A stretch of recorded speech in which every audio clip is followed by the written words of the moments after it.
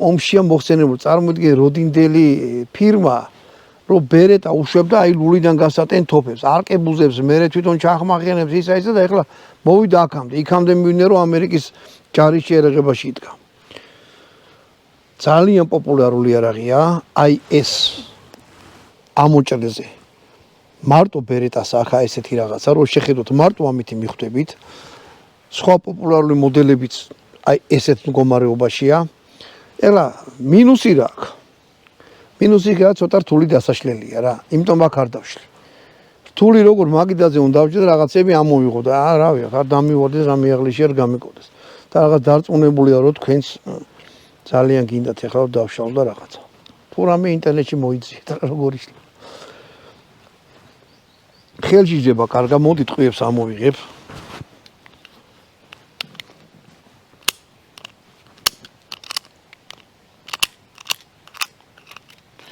როატყვია იდება, ჩიჩი.